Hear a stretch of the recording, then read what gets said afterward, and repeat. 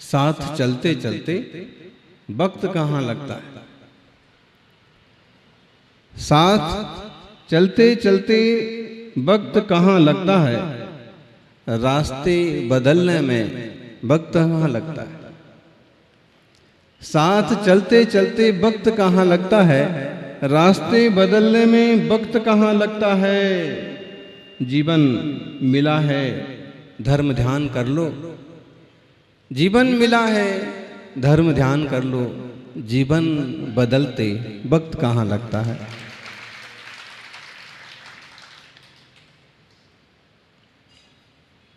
जब हम किसी के साथ चलते हैं तो समय बहुत आसानी से बीत जाता है। जब हम किसी के साथ बैठते हैं, बात करते हैं, तो समय बहुत आसानी से बीत जाता है। जीवन तो उतना ही है जितना है। चाहे तो इसमें धर्म ध्यान कर लो और चाहे तो व्यापार कर लो, चाहो तो अशुभोपयोग करो, चाहो तो शुभोपयोग करो, चाहो तो संयम साधना करो और चाहो तो असंयम में से खत्म कर दो। सौभाग्यशाली हैं वे लोग जो धर्म को, तत्व को, मार्ग को समझते हैं। बहुत यात्राएं की जीवने, बाहर की बहुत यात्रा की, अमेरिका की भी की, रशिया की भी की, चाइना भी गए, नेपाल भी हो गया, ऑस्ट्रेलिया भी हो गया, कहाँ कहाँ तक नहीं जा चुके और जा रहे हैं। लेकिन जब भी शांति की इच्छा होती है तो वापस यहाँ आना पड़ता है, क्योंकि दुनिया के किसी भी कोने में चले जाओ, आध्यात्म और आत्मा का आनंद का मार्ग दिखाने वाला एक वीतराग शासन है और वो भारत में पाया जाता है। अगर विद्वानों ने बाहर जाके प्रचार प्रसार भी किया है तो लोगों ने इस बात को समझा है कि कोई अद्भुत चीज है, जिन धर्म महान है और तत्व ज्ञान को विदेश में रह के भी सुन सकते हैं, लेकिन तत्व का अवगाहन करने वाले मुनियों का दर्शन करना होगा तो भारत में ही आना पड़ेगा। रत्नत्रय कैसा होता है, रत्नत्रय की परिभाषा कैसी होती है, रत्नत्रय में क्या होता है, ये सुना जा सकता है दुनिया के किसी भी कोने में, लेकिन रत्नत्रय धारी कैसे होते हैं, अगर ये देखना है और जानना है तो उसके लिए भारत में ही आना पड़ेगा, जयपुर आना पड़ेगा और जयपुर में भी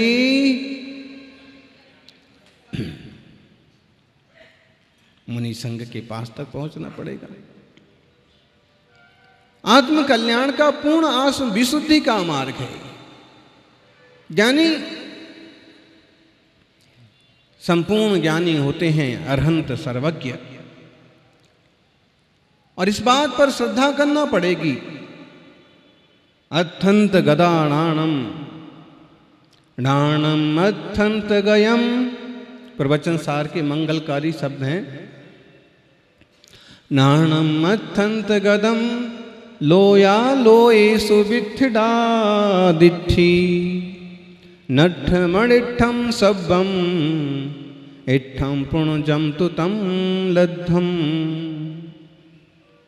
नो सद्दहंति सुखम सोहेसु परमंति विगद घादीनम, सुनिदूण ते अभब्बा भब्बा तम पड़िच्छन्ति, भब्बावा तम पड़िच्छन्ति। आचार्य कुंद कुंद स्वामी ने अमूर्त, अतीन्द्रिय, परिपूर्ण केवल ज्ञान का व्याख्यान किया और साथ में ये भी कहा कि संपूर्ण ज्ञान वाला ही संपूर्ण सुख वाला है। सर्वज्ञ ही परम सुखी, परमानंद वाला है। किसी का नाम सच्चिदानंद रख दिया जाए, वो नाम का सच्चिदानंद हो सकता है। किसी का नाम आनंद रख दिया जाए,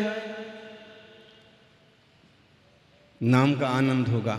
जीवन में आनंद हो इसकी कोई गारंटी नहीं है। किसी का नाम कमल रख दिया जाए, नाम का कमल होगा, लेकिन कमल जो पानी में नहीं डूबता है, हो सकता है नाम वाला कमल पानी में भी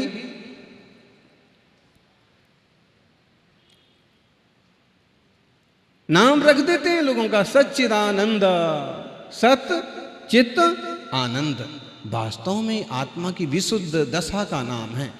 एक तत्व ज्ञान की तरफ जबरदस्त इशारा है। सत्य, सत स्वरूप है प्रत्येक वस्तु का।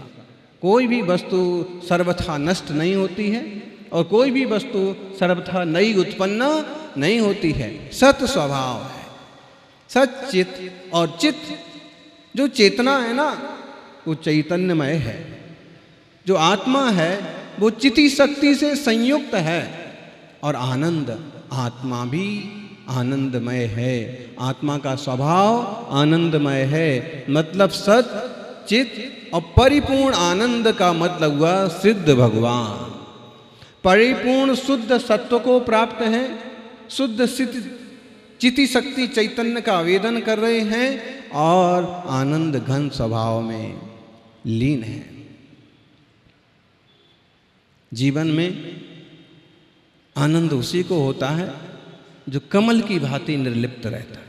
अगर वह लिप्त होता है, आसक्त होता है, तो आनंद खत्म हो जाता है। पानी में कमल भी रहता है और पानी में कीचड़ भी रहता है। कीचड़ पानी में नीचे नीचे ही बैठा रहता है और कमल पानी बढ़ता जाता है तो कमल ऊपर ऊपर बढ़ता जाता है।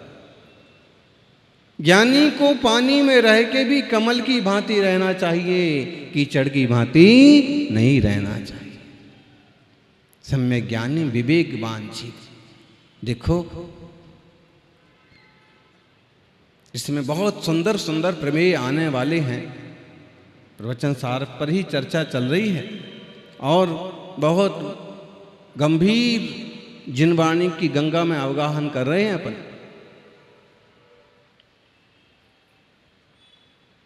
तो सच्चित आनंद स्वभाव है सिद्ध भगवंतों का।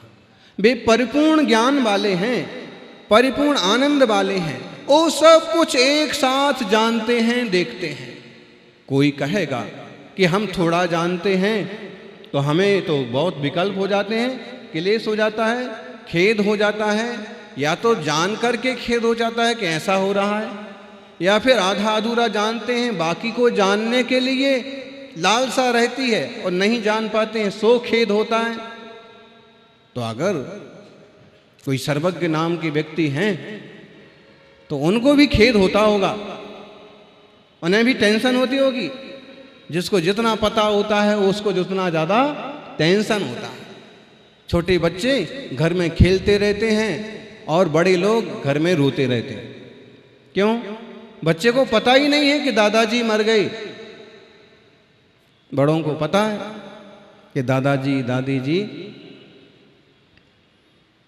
तुम्हें वियोग जन्य शोक हो रहा है और उसे पता नहीं है, उतना समझता नहीं है, तो उसे तो इसका मतलब है कि अरहंत को भी खेद होना चाहिए।